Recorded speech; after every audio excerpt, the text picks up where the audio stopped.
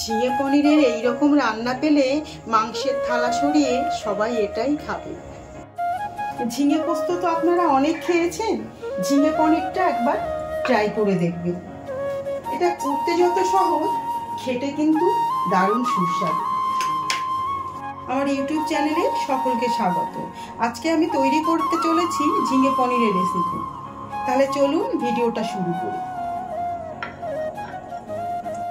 ঝিঙে পনিরের রেসিপির জন্য লাগবে ঝিঙে তো লাগবে, আমি কয়েকটা আলু নিয়েছি, আর পনির তো লাগবে, আর তার সঙ্গে একটু দারচিনি নিয়েছি, দারচিনি, এলাচ, লবঙ্গ সামান্য, আর কিছুটা জিরে, একটু লঙ্কার গুঁড়ো নিয়েছি, আর নিয়েছি কয়েকটা বাদাম, কাঁচা বাদাম, আর নুন, হলুদ, একটু আদা, কাঁচা লঙ্কা, আর দুটো তেজপাতা, আর খানিকটা দই নিয়েছি, এই 100 গ্রামের মতন হবে। প্রথমে আমি পনিরগুলোকে কিউব আকারে কেটে নেব।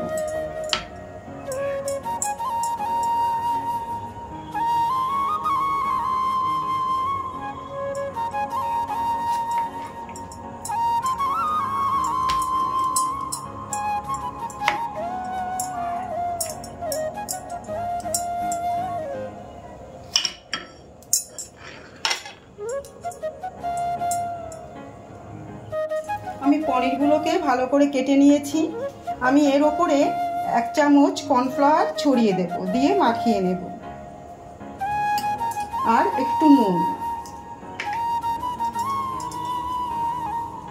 আর একটু হলুদ, এই দিয়ে আমি একটু হালকা করে মাখিয়ে নেব। তারপর এটা আমি কড়াইতে দিয়ে একটু হালকা ভেজে নেব। ওভেনে একটা কড়া বসিয়ে দিয়ে কিছুটা তেল দিয়ে দিয়েছি গরম হওয়ার জন্য। তেলটা গরম হয়ে গেছে, আমি হালকা করে পনিরগুলো ভেজে নেব।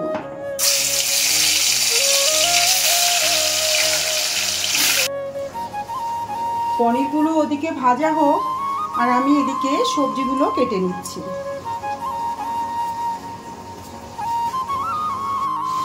পনিরগুলো আমি তুলে নিচ্ছি।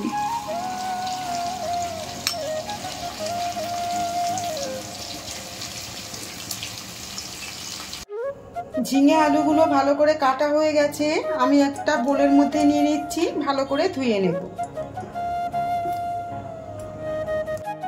প্রথমে আমি একটা মিক্সি জারে একটু মশলা পেস্ট করে নেব। আমি বেশি মশলা ব্যবহার করব না। 1 চামচ গোটা জিরে, 3 টুকরো আদা আমি স্লাইস করে কেটে রেখেছি, আর কয়েকটা কাঁচা লঙ্কা, কাঁচা পাকা লঙ্কা মিশিয়ে ধুয়ে রেখেছি। লঙ্কাগুলো গোটা ছাড়িয়ে দিয়ে দেব।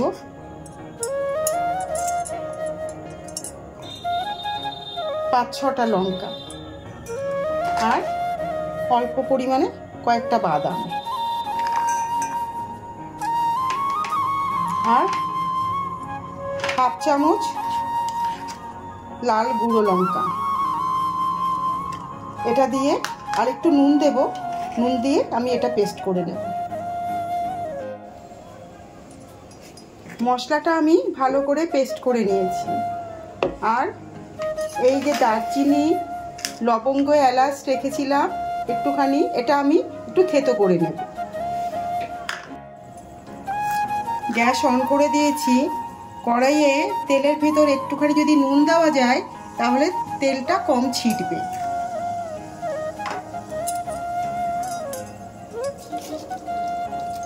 এবার আমি দুটো তেজপাতা ছিঁড়ে ফোড়নের জন্য দিলাম,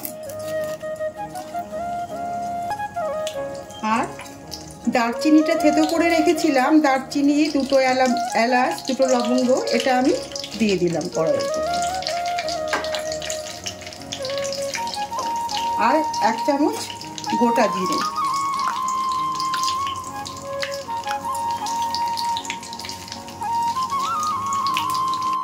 আর অল্প একটু গোটা জিরে আমি ফোড়নের জন্য দিলাম। এই কড়াইয়ের ভেতর আমি আলুগুলো ভাজার জন্য দিয়ে দিলাম।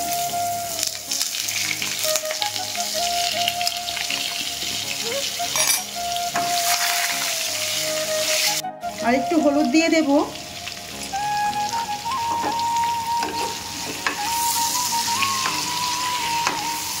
এবার একটু ঢাকা দিয়ে দেব।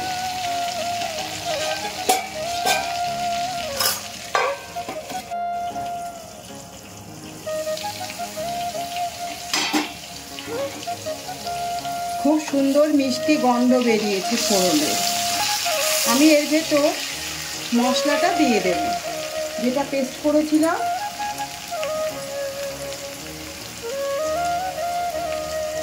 দিয়ে আঁচটা একটু কমিয়ে দেব। কমিয়ে দিয়ে আস্তে আস্তে মশলাটা কষানো হবে আলুর সঙ্গে।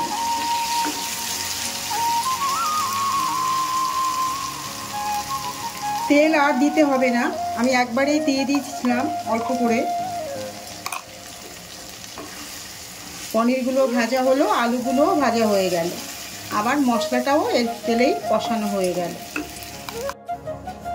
এই জারের ভেতরই আমি দইটা দিয়ে ফেটিয়ে নেব।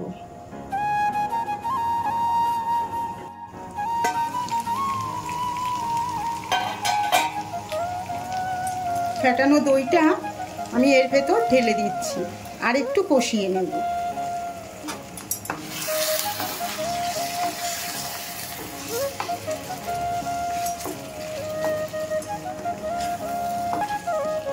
আর একটু ঢাকা দিয়ে দেব, আলুটাও সেদ্ধ হবে, মশলাটা আর একটু কষানো হবে। আলুটা আর একটু সেদ্ধ হয়েছে, মশলাটাও আর একটু কষানো হয়ে গেছে। আমি এর ভেতর ঝিঙেগুলো দিয়ে দিলাম। আমি আর একটু কষিয়ে নেব, জল কম দেব। আর এইভাবে আস্তে আস্তে আগে আমি আলু ঝিঙেটা ভালো করে কষিয়ে একটু সেদ্ধ হয়ে যাবে।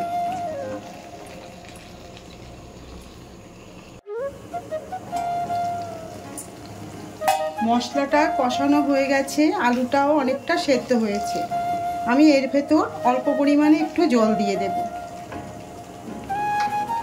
পাশের ওভেনে আমি একটু বাটি করে জল বসিয়েছি।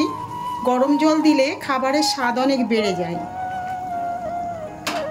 তাই সবসময় গরম জল দেওয়ার চেষ্টা করি। আর জল দেব না, এতেই ভাপে ভাপে হয়ে যাবে। আমি এবার চাপা দিয়ে দেব।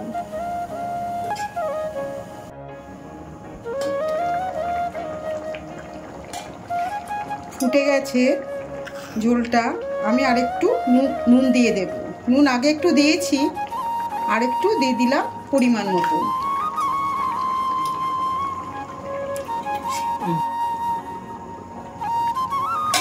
হয়ে গেছে।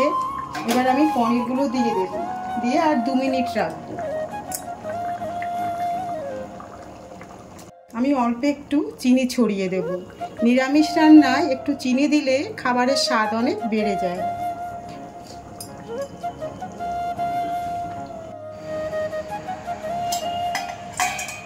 হয়ে গেছে। আমি 1 চামচ ঘি দিয়ে নামিয়ে নেব। ঝিঙে পনিরের এইরকম রান্না পেলে মাংসের থালা সরিয়ে সবাই এটাই খাবে। ভিডিওটা ভালো লাগলে লাইক, শেয়ার, সাবস্ক্রাইব করবেন।